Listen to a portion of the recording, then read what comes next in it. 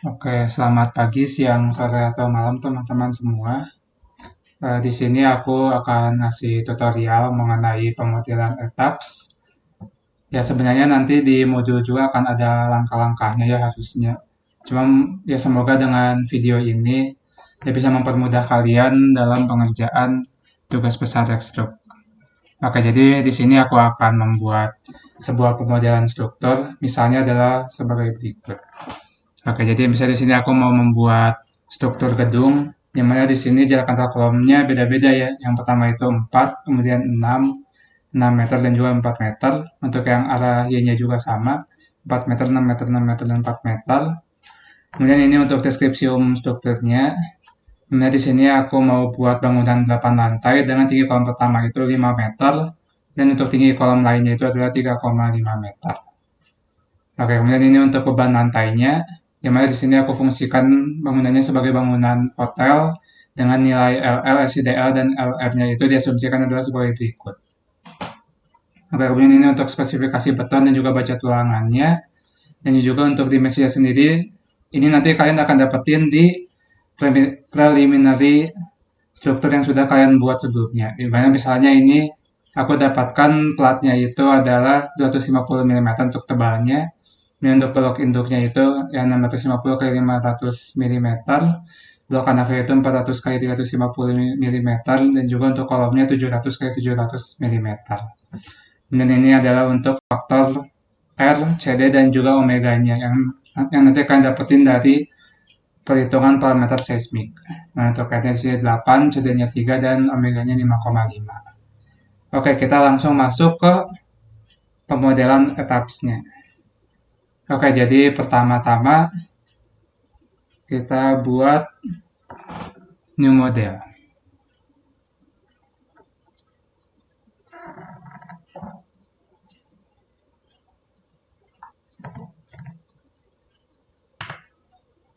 Oke, di sini udah muncul ya model initialization. Kita pilih built-in setting, dan untuk display unitnya kita pilih ini metric SI. Dan untuk yang lainnya ya ikuti seperti yang di sini. Oke. Oke, kemudian di sini kita tentukan gridnya karena tadi jarak antar gridnya itu berbeda-beda, jadi kita custom grid spacing, edit grid data. Oke, tadi kan kita mau jarak antar kolom yang pertama kan 4 meter, kemudian yang kedua itu 6 meter, jadi di sini 4 tambah 6, 10, kemudian 6 meter lagi, 10 tambah 6, 16, dan yang jarak terakhirnya itu 16 tambah 4, itu 20. Untuk yang Y-nya itu sama, 4, 10, 16, dan juga 20. Klik OK. Kemudian untuk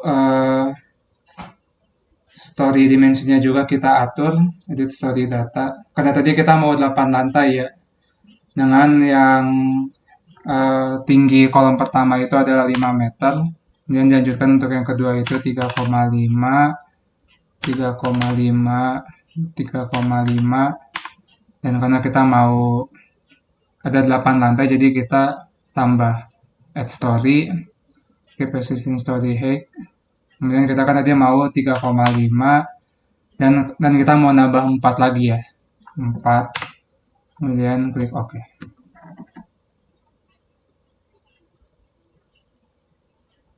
Nah, ini udah ada 8 ya, tingginya juga udah sesuai, kita klik OK, dan OK.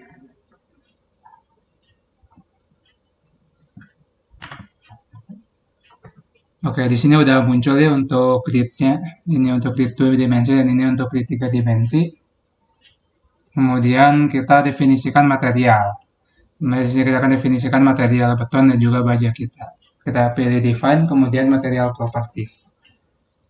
Lalu add new material. Oke, yang pertama kita akan buat mendefinisikan material beton.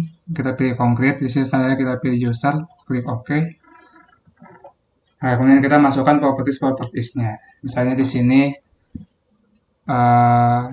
kita kasih nama FC Prime 30 MPa. Kemudian kita atur Mass per unit volumenya itu adalah 2400. Kemudian untuk modulus of velocity-nya kan berarti 4700 dikali akar dari Fc prime-nya yaitu 30.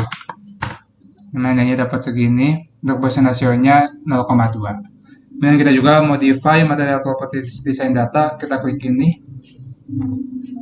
Lalu kita masukkan Fc prime-nya itu 30 MPa. Oke.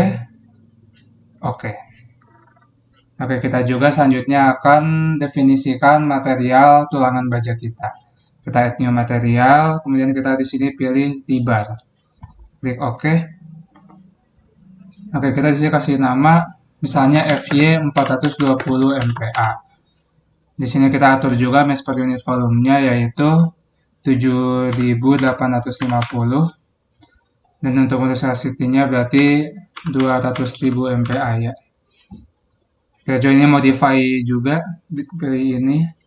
Lalu kita atur FY-nya 420 dan untuk FU-nya 525 misal.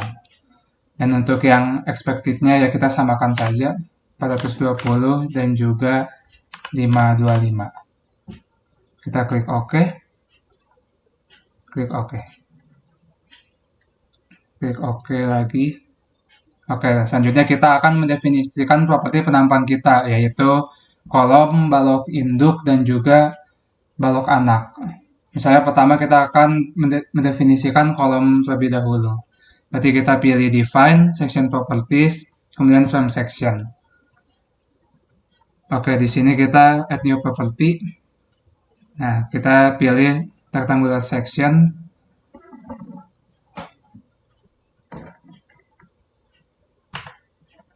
Oke, kemudian kita masukkan property name-nya itu misalnya kolom.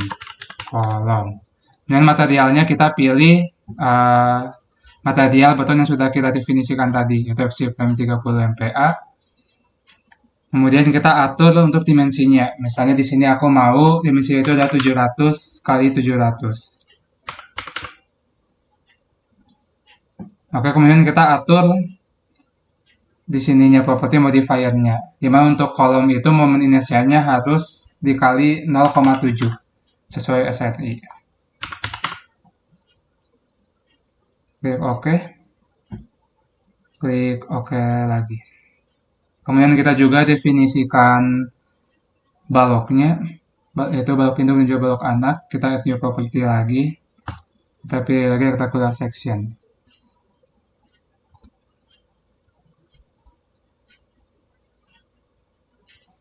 Oke, misalnya kita di sini akan membuat balok induk. Materialnya kita pilih Fc prime 30 MPa.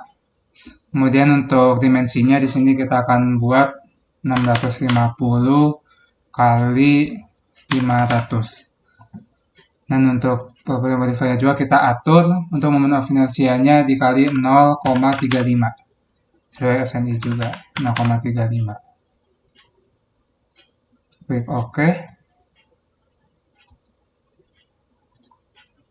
Oke, kita udah definisikan balok induk, selanjutnya kita definisikan balok anak. Oke, misalnya dari balok induk ini kita add copy of properties.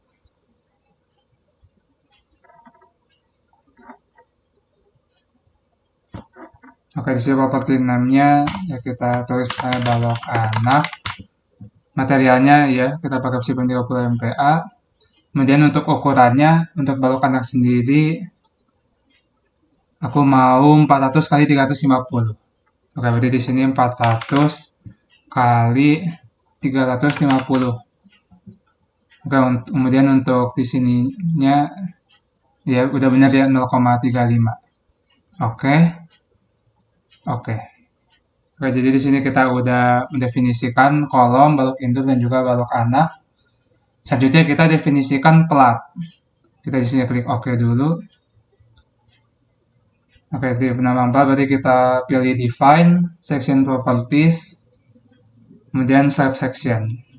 Ya kita add new properties. Nah, kemudian di sini kita masukkan plat. Misalnya yang plat 250 mm. Di sini kita masukkan set materialnya FC Prime 30 MPa. Ini model yang tipenya Gelatin. Kemudian untuk thickness-nya ya di sini kita inginkan adalah 250 misalnya. Klik OK. Oh, kita juga di sini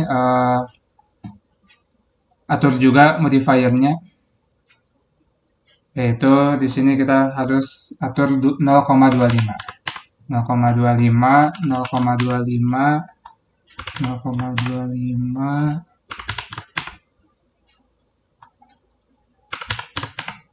0,25. Di sini tetap satu aja. Udah kita ubah, kita klik OK. Kemudian kita klik OK lagi. Klik OK. Oke, selanjutnya kita mendefinisikan diafragma.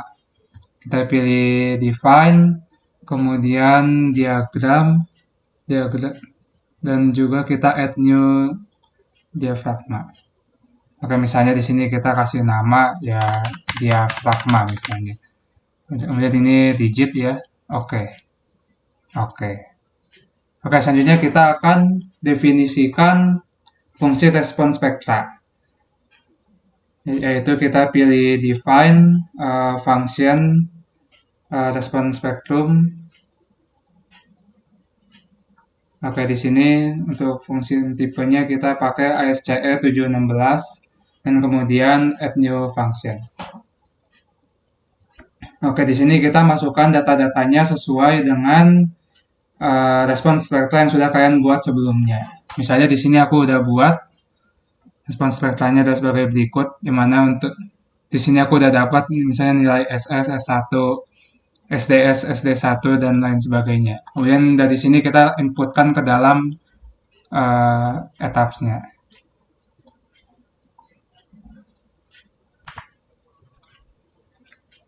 Oke, di sini aku udah masukkan semua data respon spektranya dan juga udah dibuat di sini grafik respon spektranya adalah sebagai berikut.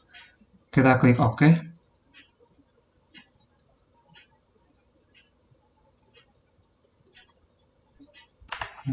Dan kita klik OK lagi.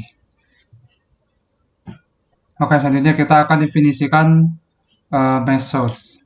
Yaitu kita pilih define mesh source, kemudian add new mesh source. Oke, misalnya di sini ya kita kasih nama mesh source. Kemudian kita centang specify load pattern. Untuk yang ini kita uncheck saja.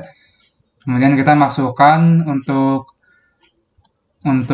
deadload ini adalah 1 dan untuk live-nya ini kita masukkan 0,25. Ya, untuk ini sudah sesuai, kita klik OK.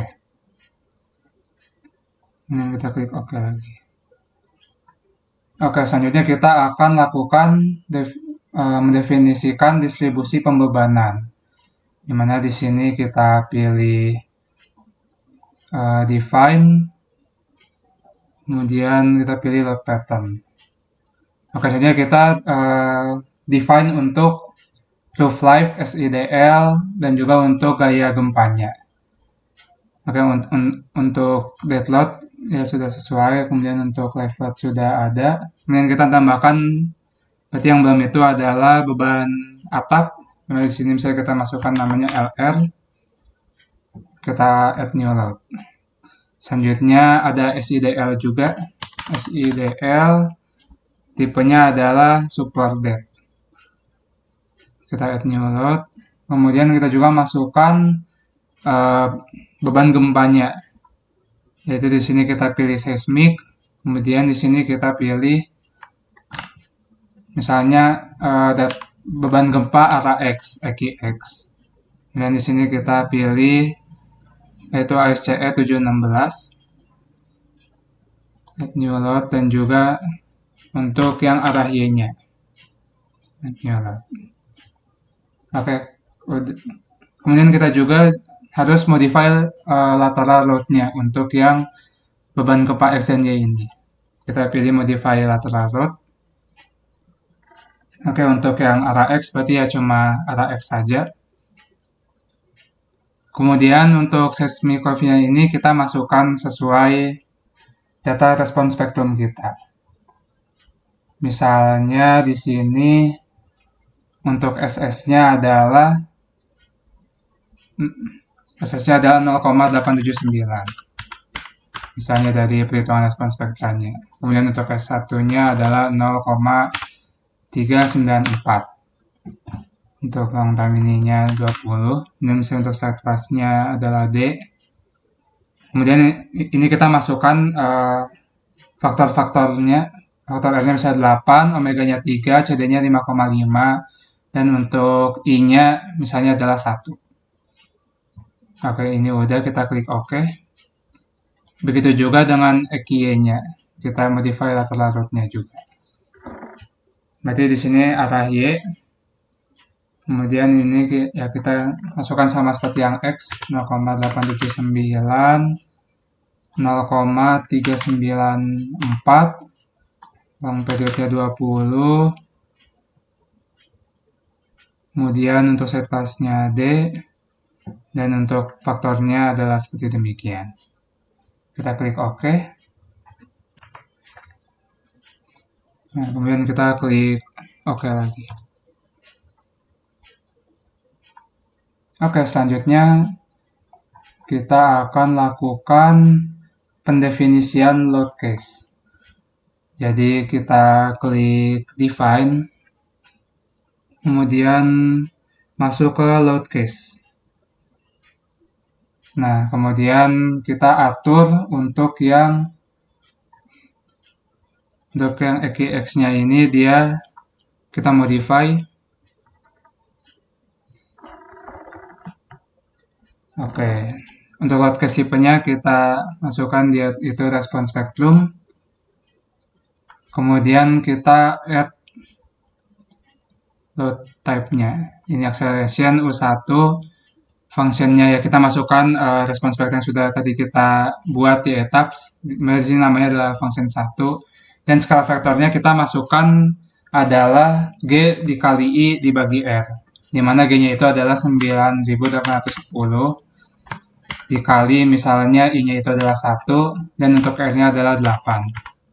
Yang disebabkan skala vektor itu adalah 1226,25. Kemudian kita klik OK. Begitu juga dengan beban gempa arah Y-nya. Kita modify. Kita ganti ke respon spektrum. Kita tambah load type-nya. Load type-nya sama. Load name-nya misalnya kita namakan U2. Kemudian fungsinya kita pakai respon spektrum sudah kita buat. Dan untuk skala vektornya nilainya sama ya. 9810 kali 1 dibagi 8. Dan nilainya adalah sebagai berikut. Oke, kita klik OK. Kita klik OK lagi. Oke, selanjutnya kita akan mendefinisikan kombinasi pembebanan. Kita pilih define, kemudian load combination, dan kita add new combo. Oke, jadi di sini kita masukkan kombinasi-kombinasi pembebanan yang sudah kalian tentukan juga sebelumnya. Dimana misalnya di sini aku sudah buat kombinasi pembebanannya adalah sebagai berikut. Nih. Ya kan kalau misalnya nanti kalian udah ngerjain di bagian kombinasi pembebanan itu kalian bakal ngedapetin 22 kombinasi pembebanan, yaitu sebagai berikut, yang mana di sini nilainya akan ditentukan juga dari SDS dan juga faktor redundansinya. Untuk faktor redundansi kita ambil 1,3 dan untuk SDS-nya ya sesuai dengan perhitungan respon spektra kalian. Dan didapat misalnya untuk 1,2 tambah 0,2 SDS itu adalah 1,33 dan untuk yang 0,9 kurang 0,2 SDS itu adalah 0,76. Jadi didapat ya kombinasi pembebanannya adalah sebagai berikut.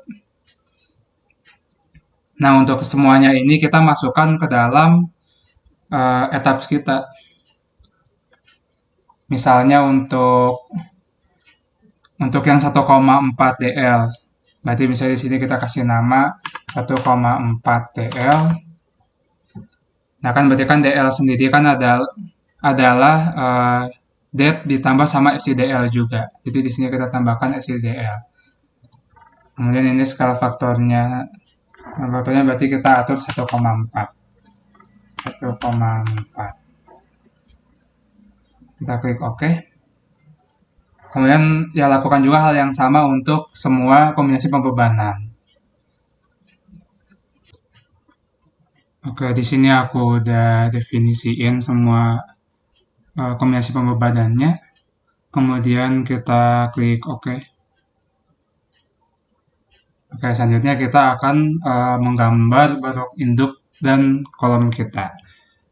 Oke, jadi di yang sini kita pindah dulu ke story yang pertama. Oke, kemudian kita bisa gambar bentuk induk yaitu dengan menggunakan Quick Glow Beams yang di sebelah sini. Kemudian jangan lupa kita atur propertiesnya itu adalah balok induk yang sudah kita definisikan. Oke, kemudian kita bisa langsung drag aja seperti ini. Nah, dan otomatis balok induknya sudah tergambar. Misalnya ini untuk lantai 1 dulu aja ya. Kemudian kita juga bisa gambar kolom. Jadi untuk kolom kita pakai Quick Draw kolom. Kemudian untuk propertiesnya juga kita atur, yaitu kolom. Kemudian kita drag lagi juga. Oke, dan sudah didapatkan juga untuk gambar kolomnya untuk yang lantai 1. Kemudian selanjutnya kita akan gambar plat. Untuk gambar plat kita bisa gunakan pilih draw, kemudian draw flow object, kemudian kita quick draw juga. Sama kita langsung drag aja. Oh, sebelum itu jangan lupa juga ya untuk propertiesnya kita ubah dulu. Maaf, kita atur dulu propertiesnya menjadi plat 250 mm. Dan lalu kita baru drag. Oke, nah selanjutnya kita akan gambar balok anak juga. Misalnya di sini aku mau gambar balok anaknya memanjang dari sini dan juga sini. Berarti kita harus buat dulu grid baru. Ya, kita tinggal klik kanan, add modify grid. Kemudian modify show grid system. Oke, kita mau tambah grid vertikal ke sini. Yang ada di tengah-tengah B sama C. Berarti di sini kita tambah 3 dari yang B ini. Berarti 4 tambah 3 itu 7. Dan juga selanjutnya 10 tambah 3, yaitu 13. Oke, setelah sudah dibuat, kita klik OK lagi. Nah, sekarang sudah ada grid baru ya. Nah, kemudian kita bisa gambar balok anaknya. Sama kita pakai Quick Draw Beams. Kemudian kita pilih propertiesnya itu balok anak. Misalnya kita mau tambah balok anak di sini. Kemudian di sini juga ya.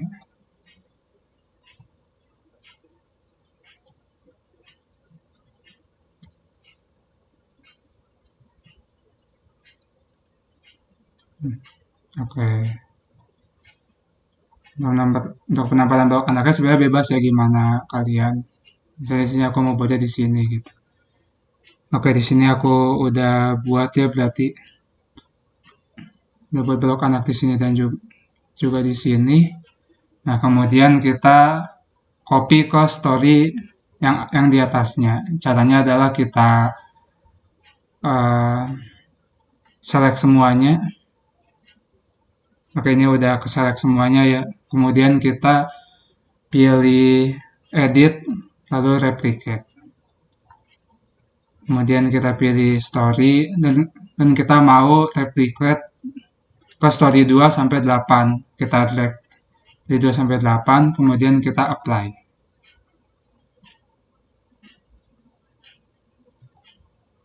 Oke, ini udah ke gambar semua ya. Bisa dilihat dari tampak 3D-nya. Kita klik OK. Dan kita sudah buat atau kita sudah gambar semua balok dan kolomnya. Nah, kita juga harus menentukan peletakannya. Jadi kita uh, pindah ke story yang ada di base. Kemudian kita drag. Nah, ini udah kepilih ya semua titik-titik joinnya. Kemudian kita assign join distance. Di sini kita mau peletakannya jepit semua ya. Jadi kita pilih yang jepit ini. Kemudian kita apply.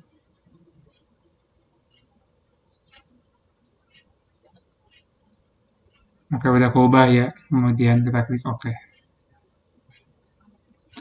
Oke, kemudian kita akan menambahkan diafragma, yaitu kita select seluruh perat.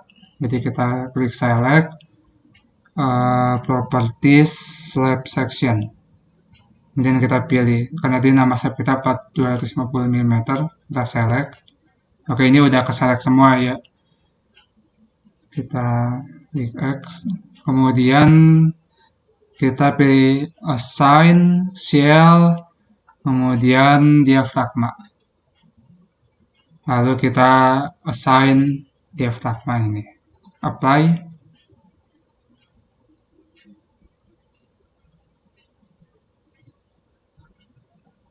Oke, ini harusnya udah ke apply ya. Kita klik OK dulu, kemudian kita cek. Oke, ini udah ke apply ya untuk semua lantai. Kemudian kita aplikasikan beban. Caranya adalah kita pilih dulu plat yang mau kita masukkan beban. Misalnya kita mau masukkan beban SIDL, berarti kita masukkan untuk semua plat. Berarti kita pilih lagi. Kita select semua plat lagi, property slab section, plat 250 mm. Oh, maaf. Select slab. Oke, 250 mm select. Oke, ini udah ke select ya. Sekarang kita masukkan beban SIDL. Berarti kita tinggal assign, shell, kemudian kita pilih, maaf, shell load, maksudnya shell load, uniform. Oke, kita tinggal masukkan SIDL, di mana bebannya misalnya sini aku memasukkannya 1,5. Add, kemudian kita apply. Oke, ini udah ke input semua. Kemudian kita juga masukkan beban atap. Berarti kalau beban atap kan cuma ada di bagian atap. Berarti sini kita pilih story yang paling atas. Story 8. Kemudian kita pilih semua platnya.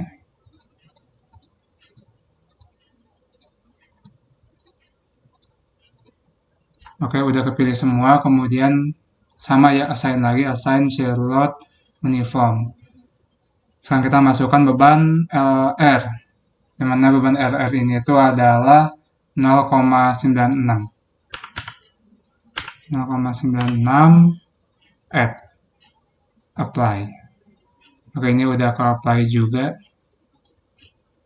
Ini kalau misalnya kalian mau ngecek, ya bisa klik kanan untuk load. Ya, ini udah ada beban SIDL dan juga LR.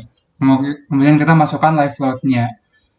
Yaitu berarti kita pilih lantai selain yang lantai paling atas. Berarti kita select dulu aja semua lantai. Slab section, plat 50. Oke, terus kita unselect yang ada di lantai paling atas. 1, 2, 3, 4, 5, 6, 7, 8, 9, 10, 11, 12, 13, 14, 15, 16. Oke, kemudian kita assign live load kita. Assign shell load uniform. Oke, kalau misalnya tadi aku lihat di beban lantai kan kita mau masukin untuk yang lantai 1 sampai 7 itu seragam ya, LL-nya itu 1,92. Berarti kita ya masukkan di sini 1,92. 1,92 ini berarti beban hidup add apply. Oke, ini masih udah apply semua ya. Kita cek dulu. Oke, udah ya.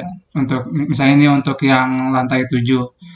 Ini udah ada beban hidup sama beban SIDL-nya. Klik OK. Oke, kemudian selanjutnya kita akan tentukan derajat kebebasan. Kita atur, kita pilih Analyze, Set Active Degree of Freedom. Kemudian di sini kita pilih Full 3D. Kemudian klik OK.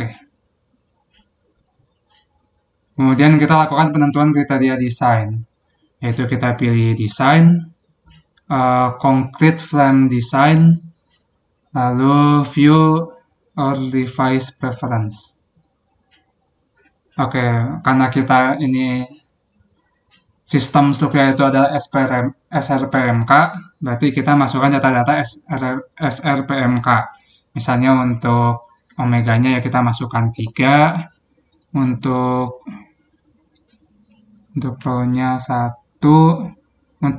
oh ya, untuk row-nya kan tadi adalah 1,3 ya, untuk yang faktor redundansi. Kemudian untuk SDS-nya ya kita input sesuai perhitungan. Misalnya untuk kasus yang aku ini adalah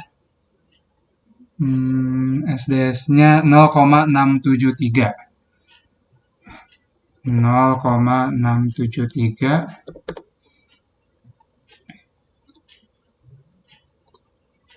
Oke, harusnya udah semua ya. Oke, berarti kita bisa langsung klik OK.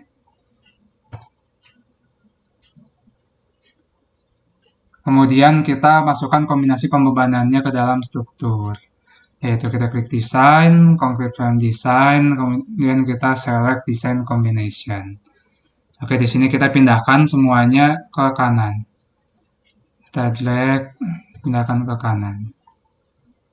Oke, udah semua, kita klik OK. Lalu kita lakukan Run Analysis. Yaitu kita pilih Analyze, lalu Run Analysis. Oke, di sini kita save dulu ya. Misalnya di sini aku kasih nama ya panduan tekstur. Save. Oke, kita tunggu sampai dia sudah selesai analisisnya. Oke, di sini udah beres ya untuk run analisisnya. Kemudian kita akan melakukan pengecekan apakah ada elemen kita yang mengalami kegagalan. Dan pertama kita pilih design, kemudian concrete frame design, lalu start design check. Oke, di sini juga kita tunggu berapa saat sampai semuanya sudah tercek. Oke, di sini udah beres ya pengecekan elemen strukturnya dan kita akan lakukan